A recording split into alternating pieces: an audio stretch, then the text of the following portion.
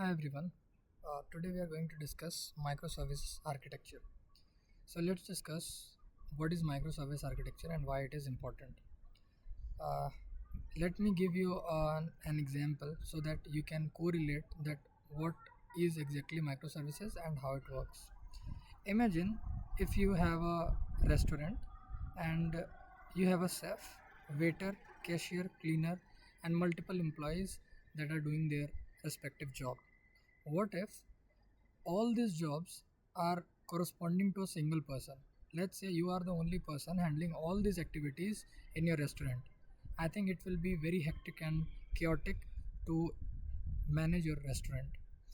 Similarly, what if we have independent or individual workers or employees to do their respective job? This is what the concept of microservices is. If you are building an application, you have to create small services that are independent of their work. They are not tightly coupled, they are basically loosely coupled, uh, doing their own work. And these are just an independent, smaller modules that are easily deployable as well as they are ready to serve their own service. So, if I would define microservice in a few lines, I can say that microservices are small independent services that come together to build a bigger application. So we are now in this video we are going to discuss microservices uh, characteristic that is given by Martin Fowler. Basically, microservices are really important to understand if you are building a big applications. There are so many things that will came into the picture when your application is on the production environment, like crashing, failure, uh, handling so much of request. So now microservices is here to make our work easy. Let's discuss further that what microservices can do. So according to Martin Fowler, there are 9 key characteristics. Uh, we are going to discuss 5 characteristics in this video, and later 4 characteristics we will discuss in some another video. Okay, so we have 5 characteristics uh, of microservices that tells what exactly a microservices will do and how we can create our own microservice based on these 5 key attributes. Let's say we have an application and we want to uh, create different microservices. So what are the requirements based on which we can create our own modules or own services, right? So let's say we'll talk about the first service, that is componentization via services. Basically what it says, componentizations means just to create a components of your application based on what sort of operations each module is going to perform. Let's say you have an application, let's say a payment application. So one module will have to catch payment request, that whether a client initiated the payment or not. One module is there to connect it with any third party payment service provider so that the payment will be successfully made. Third module is there to just acknowledge you that your payment is successfully done and you are now able to get your product. So there are various services we can create in our application. Okay, so these kind of services which we have in our application, we'll have to think that what are the different independent modules we have to create in our application. Okay, so as you can read out here, microservices are structured as independent components of services, and each component is responsible for performing their own business function. Okay, this modular approach enables flexibility, scalability, and ease of maintenance. It means if you create small independent modules that is serving any particular uh, operation, or we can say any particular business logic, if it is a smaller module, it is easy to maintain. Okay, it is easy to deploy on the server and to check whether this application is going to perform well in the UAT environment or the production environment or not. So this is the important thing. We can componentize our services based on what different logic our application is going to perform. Okay, and yeah, we have the advantages for that. We have advantages like we can easily deploy it, maintain it, and if we have any uh, operations or services we have to add on, we can add on easily, because these are the independent modules. You don't have to take care about other modules without disturbing the flow of another components. Let it as it is and just change your own module, and then you are good to go to launch a new version, right? Next thing is organized around business capabilities. So this is the second point, or we can say the second attribute which we need to discuss.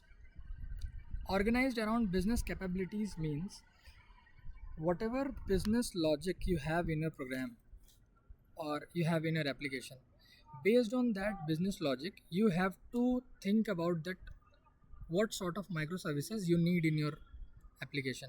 It means, let's say we are creating a booking or a payment system. Okay, so we are creating a payment system. So there are various business logic, like one module is responsible for like checking, uh, hitting the API to check whether the seat is booked or not from any third party applications or vendors like Book My Show. Okay, one module is to check, let's say, how many tickets you are going to book, how you are going to do your payment. Basically this point is totally connected, that you don't have to divide your application based on 5 members that are going to develop front end team, 3 members are on the back end, and 2 or 3 members are handling the middleware. What organized around business capabilities or this feature says, you don't have to divide your team based on front end back end. You will have to pick a module, and whoever needed, like if you need a front end developer, back end developer, middleware services, anything, whatever you need, you can build your own team. And this particular module is handling one business logic, let's say add to cart, let's say catching the payment. Okay, and let's say we have a restaurant and we want to display the menu. So we have one team that is handling on adding all the items that is made in your restaurant, and based on that, what prices would be going to shown on the front end.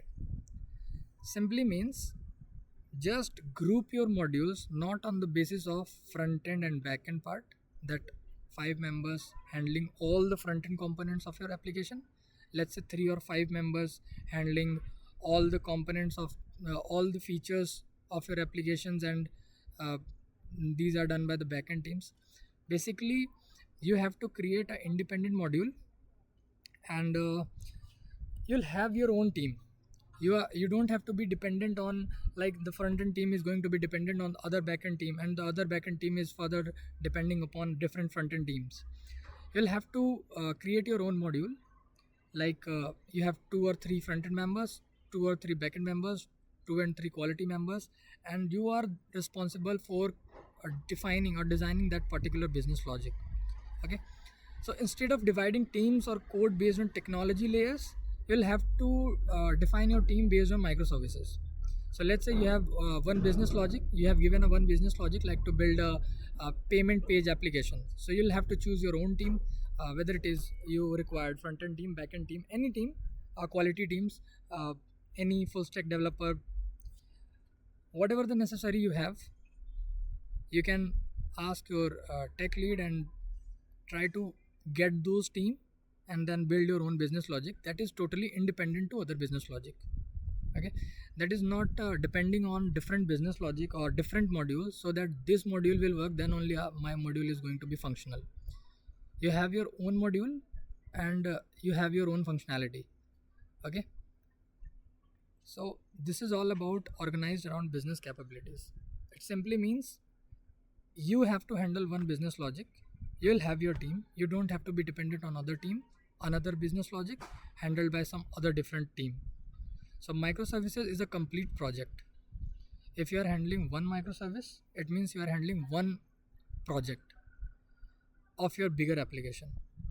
You can say you are handling one feature of your application. So let's say you have a WhatsApp, you are building a WhatsApp application similar kind of that, and you'll have to add a chatting app feature video call app feature. So you'll have that particular team to build that one particular feature. Okay, so for that you'll have your own team, irrespective of what others were doing. This is all about organized around business capabilities. Now we have third points. Basically, when we are going to develop our project, that is basically payment service provider project. So we are going to build this and understand this in a practical way. Right now we are trying to go deep dive into the theoretical concept of these points so that we have that understanding about the microservices and their characteristics, so that when we are going to implement these things in our project, you don't need to think about why we are doing this, why we are creating a separate project, separate package for that. Okay, so now we have the third point, which is smart endpoints and dumb pipes.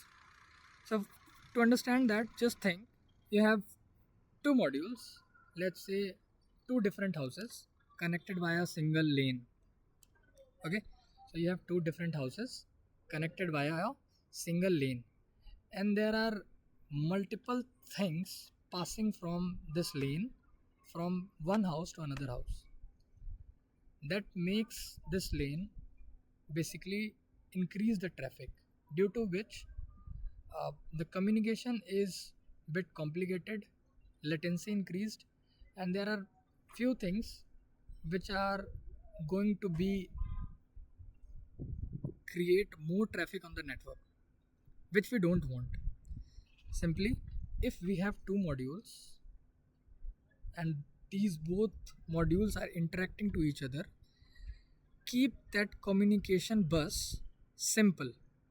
It means if one module is interacting with some another module, you'll have to keep that bus simple. Any logic, any checks, any kind of rate limiting and things you have to do, keep it inside the service, inside your module, not on dependent on that protocols, not dependent on this bus. Okay, so basically smart endpoints and dumb pipe says if you have two independent modules and you are connecting those two modules via any bus or any connecting lane, you don't have to put that whole configuration and services inside that lane. You have to keep everything, you'll have to keep everything, every services inside that particular module rather than being into the lane. Okay, so whatever logic will have to stay inside the services, and the communication standard have to be kept simple. Microservices communicate via lightweight protocols such as HTTP or messaging queues. Basically, in the older version, we have some protocols which have some heavy configurations, due to which the latency, the network traffic increased. So what we can do, we are now using lightweight protocols like HTTP to keep it simple, to hit any API request, and we'll get the response in a more easier way and in a more less time. So whatever you want to do in your microservices, just keep every internal logics and everything inside the service and make your communication lane simple. You don't have to put anything inside that communication lane, so that the traffic is clear and simple and it is easy to catch whatever response is coming from the backend. Okay, so this is about smart endpoints and dumb pipes. You can think dumb means empty, nothing it inside. So pipes is just the connecting. If I let emphasis on this word, so you can think pipes is nothing but the connectivity lane between two modules through which this both modules are communicating, and dumb means we have nothing onto that. It means this lanes is totally clean, not holding any logic to check any kind of services or any kind of configuration we did. Whatever you have to do, make it inside the service. Smart endpoints means endpoints are basically the URL which we hit to get that particular response. Let's say we are hitting www.google.com. It means we are hitting that endpoint of that Google to request any information from the Google server. Similarly, whenever we use to host our application, we have different endpoints, okay, which we create using REST API, post, get, put, and I think we have already discussed these words. So endpoints, smart endpoints means you'll have to be very precise and very concise while defining your endpoints. So just define your endpoints based on what logic you want to hit, because if there are many more endpoints with same configuration, your API response may be vulnerable. Maybe you can't get what you have expected. So make it very precise which endpoints you are hitting, so that try to, let's say we are calling payment gateway checkout page, so you can write it like payment underscore gateway underscore checkout. Okay, and if you are trying to get whether the payment is successful or unsuccessful page, then payment underscore gateway underscore successful, otherwise unsuccessful home page. So you'll have to write uh, localhost something something and then home. So you'll have that smarter endpoints, so that everybody is capable of understanding which endpoint you are going to hit, and depending on that what response you are getting from the server. If you are confused that what is your endpoint, maybe you are end up accessing some unwanted response from the server. Okay, so microservices communicate via lightweight protocols, as we have discussed, such as HTTP or messaging queue, with minimal reliance on complex middleware. This design philosophy emphasizes self-contained services that are easy to understand, test, and evolve. Okay, so now we can discuss how two communication communicate. So there are multiple services like RESTful services, okay, soap based services, GraphQL services, and many more, depending upon what your application requires, what type of a structure it has. We use multiple services to communicate between one endpoint to another endpoint, or one module to another module.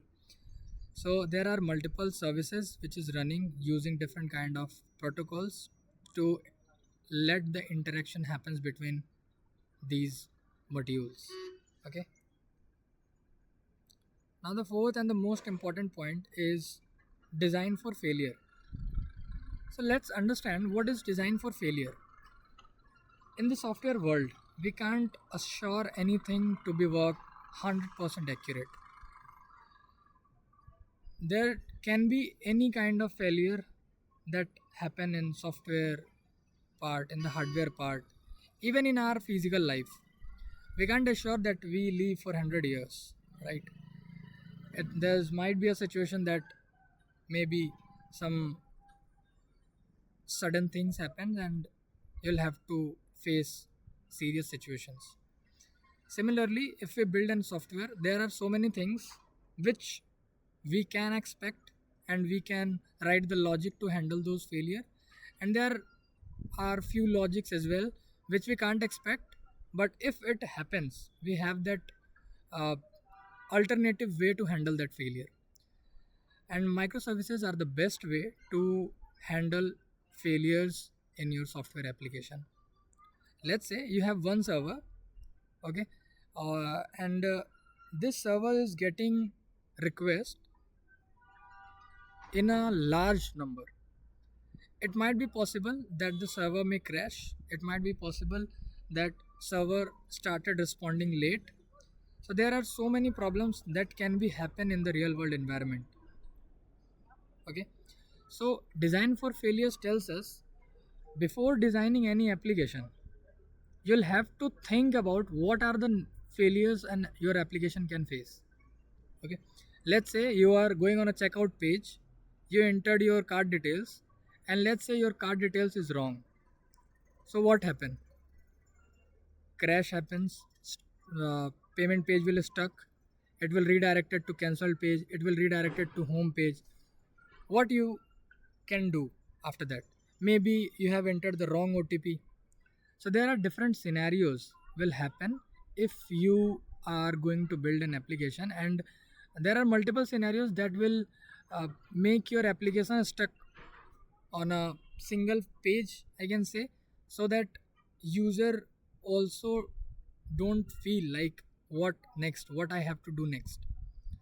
So design for failure tells that you'll have to think about certain failures which is in your expected uh, situation that this might be happen.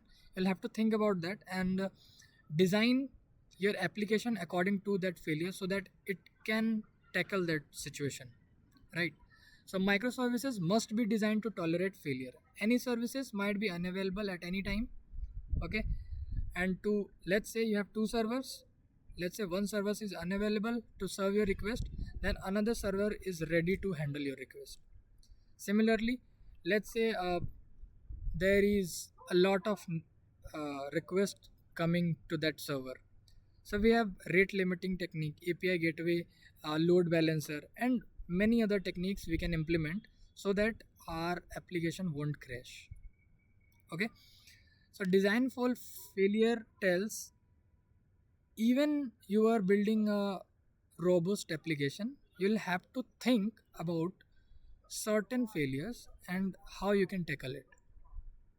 So you'll have to think about each scenario, like when a user visit that page, what can be happen, what cannot be. Let's say user do a successful operation, then what are the next step we have to give? If unsuccessful operation, then what are the next step we have to give? Okay, let's say server crash problem, internet gone problem. Let's say you are accessing any page and the internet gone. So at that time, what your backend do? Wait for that user response or do some necessary things. Okay, so there is also a possibility. Let's say user went to a checkout page, but don't do that. It will end up going back to the checkout page. Don't do the payment. At that time, what your backend page will do? Wait for the payment or do give a time limit, and after that get back to their state that payment is not made. Okay, if payment made, then what next? If not made, then what next? So these are the things which we need to consider if we are building an application. Okay, so whatever architecture we are choosing, we'll have to think about that each independent module will have their own business logic and they are capable of handling the failure. And here comes microservices. Just because we have independent modules, so let's say one module fails, other modules are here and up to serve your request. Okay, so this is a very great advantage when we're talking about microservices. And microservices being an small independent deployable and maintainable module able to handle those failure, we'll have all the operation, we can add the operations based on any particular module, that what a certain module will face, and based on that we can add different functionality to it, and hence it is said that your microservices will able to handle your failure. Another five and the most important, or I can say the last topic we'll have to discuss in this video, is decentralized data management. So basically, decentralized data management means break down your server into multiple parts and let them handle response coming from all around the globe. Let's say you have one server and there are lots of requests coming onto that server. So it might be possible that the response is delayed, the server may crash. Okay, there may be some different issues as well. So despite of that, what we can do, we can create different modules, basically different types of uh, we can divide our database. We can say we have independent database onto different zones which is handling multiple requests. Okay, so decentralized data management means you don't have to keep one server centralized at one place handling all the requests. You don't have to do that. You'll have to create multiple services, multiple servers handling multiple requests based on uh, if one server is not working, another is there to serve the request. If one server is having the lot of responses and not able to handle it it will be redirected to different server. Okay, so when we are creating decentralized data management, it means every module or every services that we have created in our microservice architecture is handling a independent database. Basically, uh, there is separate database for each service. Okay, every service has their own database, has their own server, and and they are responsible for handling the operations related to them. So decentralized data management means you don't have to store everything in a single place. You'll have to uh, replicate it into different place. You'll have to create different servers, different databases, and store in multiple positions so that uh, your request can be handled in a more easier way, in a more uh, robust way. So each microservices has its own database or data store, allowing teams to choose the most suitable solution for their service requirement. Okay, that this decentralized approach minimizes dependency and supports autonomy, enabling teams to innovate, iterate. These are the features. Basically, the main idea is what? Just divide every module into individual component, give them their own database, and if you are going to store data, don't store in a particular centralized manner, store it in multiple servers located in multiple regions, so that if any natural calamities also happen, your data is saved onto some different server, right? So it's totally on to you. You can save your information into independent location so that you can in future access it. If one server is not working, one server may be crashed out, it is easy to do a backup as well. Okay, so one service multiple db sometimes happens based on use case. So you can think, let's say this is your service, and let's say multiple requests coming to this service. So we don't have one independent database to handle, we have multiple database, and they can give it back, give the response back to the user from any server which is up and running.